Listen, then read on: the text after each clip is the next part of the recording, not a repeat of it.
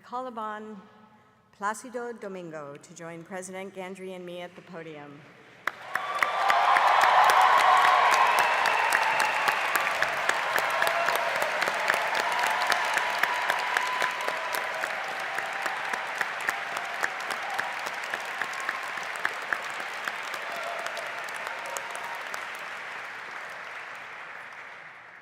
Placido Domingo, in addition to your extensive list of awards and honors, you were hailed on the cover of Newsweek as the King of Opera. And in 2008, BBC Music Magazine published the result of a critics' poll that named you the greatest tenor of all time. Recently, The Guardian summed it all up, calling you the greatest operatic artist of modern times. You maintain an active performing career while serving as General Director of the Los Angeles Opera, Chairman of the International Federation of the Phonographic Industry, President of Europa Nostra, and proprietor of your very own New Yorker restaurant, Pompano. You have sung in every important opera house in the world and have made an unparalleled number of recordings, including more than 100 full-length operas for which you have earned 12 Grammy Awards. You are the winner of 2 Emmy Awards, have made more than 50 videos, and starred in 3 theatrically released films. In 2007, as a true expression of your status as a cultural touchstone, you appeared as yourself in an episode of The Simpsons. Your telecast of Tosca from the authentic settings in Rome was seen by more than 1 billion people in 117 different countries, and your 2008 appearance during the closing ceremony of the Beijing Olympics was seen by an estimated television audience of almost 2 billion people. Your appearances with colleagues Jose Carreras and Luciano Pavarotti in the legendary 3 Tenors concerts were one of the great musical success stories of the 1990s. Since your 1968 Metropolitan Opera debut, you have sung there in more than 800 performances of over 50 different roles. The current season is your 49th consecutive at the Met, and you have opened the company's season a record-setting 21 different times. As a singer, your repertoire includes almost all the important roles in Italian and French operas. As a conductor, you have led more than 500 performances, including opera performances in all the important theaters and symphonic concerts with some of the world's most renowned orchestras. You are a performer of legendary magnificence and one of the great musical ambassadors of our age. And, fittingly, in the context of this ceremony, you are a great mentor and supporter of emerging talent through, among many other vehicles, your influential Operalia World Opera Competition.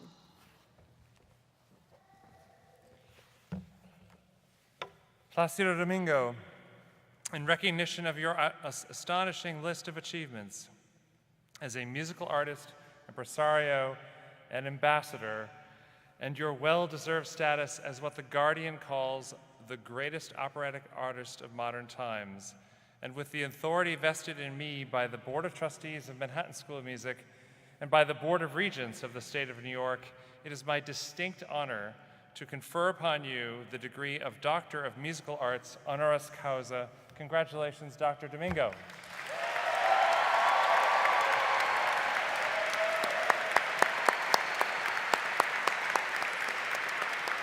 Not yet.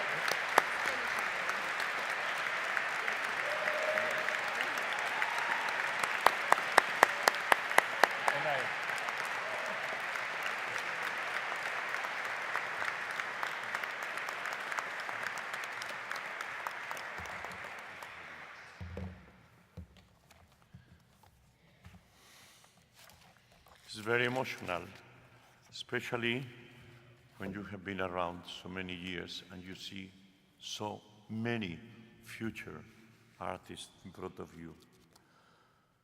Thank you, President Gandry, Interim Provost Gordon, and members of the Board of Directors, members of the faculty, new graduates, students, and family members and friends. It's really a great honor and a pleasure for me to be with you today. An honor to accept your very generous award of an honorary doctorate for myself, and a pleasure to be able to greet the new graduates of the Manhattan School of Music, although I myself was never a student in this great century-old institution. I have some indirect connections with it. My fellow countryman, the great Spanish cellist Pablo Casals, was one of the advisors involved in the school's creation. And now, Mrs. Marta Casals Istamin, his widow, is one of your former presidents and still a member of your board of directors. More directly, I have had the privilege of working with many of your outstanding alumni and faculty members, including Catherine Malfitano, Dawn Upshaw, Kathleen Kim, Susan Graham, Dolora Sachik, Kate Aldridge, James Morris, Israel Gursky, Craig Rutenberg, and many, many others.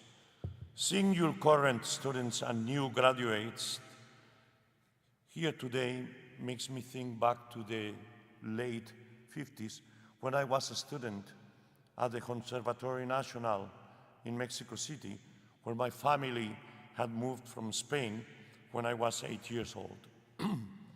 I was 14 when I entered the conservatory, and I have to say it was a phenomenal avant-garde conservatory.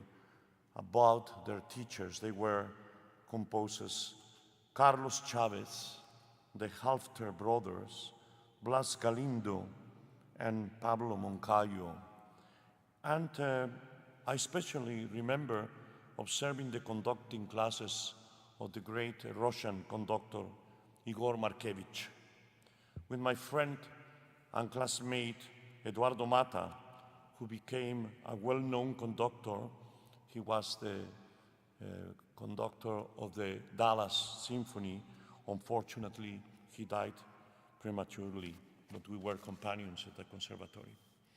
And I can never forget the solfege teacher who used to become angry when someone in the class could not read a part correctly. He will begin to shout, "Musicians!" What we are? I mean, we are not so clever. You know, physicists and chemists have to learn thousands of complicated formulas, and all we have to worry about is do, re, mi, fa, sol, la, si. These 7 notes with their familiar semitones, it makes 12 notes. But these 12 sounds, my God, can you imagine all the genius that they have created, all the phenomenal work of music? It's amazing. Of course, he was ironic because those 12 sounds, it makes magic for all of us. It was also during those years that I began to I want to notice some of the singers from Mexico's National Opera Company who came to the conservatory for lessons or coaching sessions, and my curiosity was aroused. I observed several teachers' classes, and the world of opera began to fascinate me. My parents, who were both professional singers of zarzuelas, the Spanish form of operetta, gave me some voice instruction at home, and then I began to observe the conservatory's voice classes more seriously than before. I never really had a singing teacher.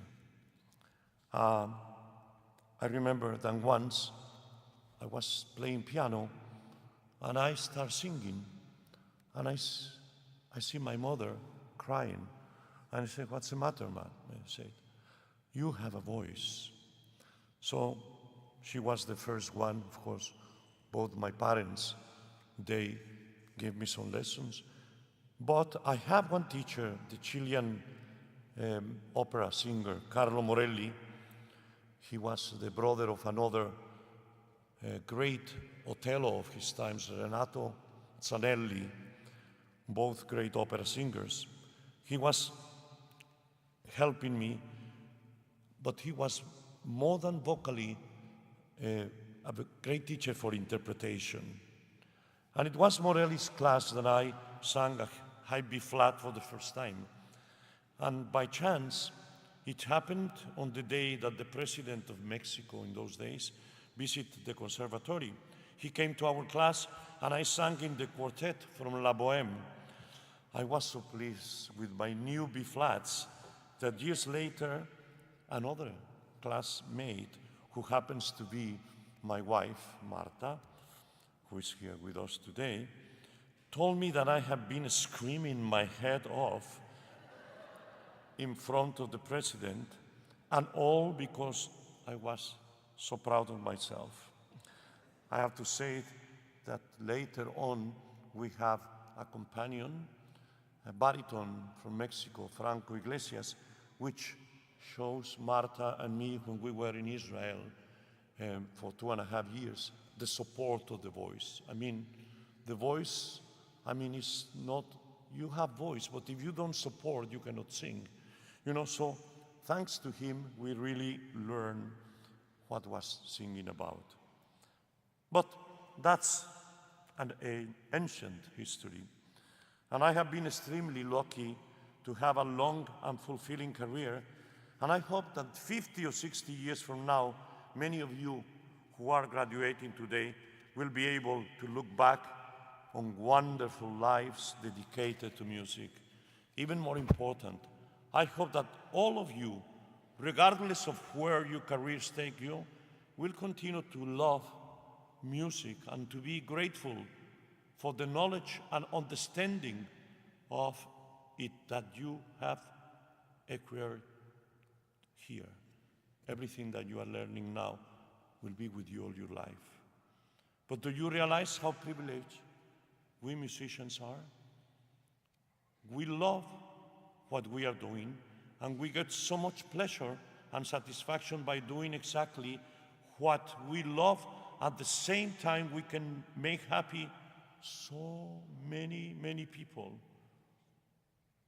Today is a special day. It is the beginning of a journey. Started with full of passion and enthusiasm, and believe me, in all of life's good or bad moments, it is the music alone that gives us musicians the strength to cope with everything, and I firmly believe that we can make the world a better place to live. I know that at every graduation, every speaker says that you must think of this day not as an end,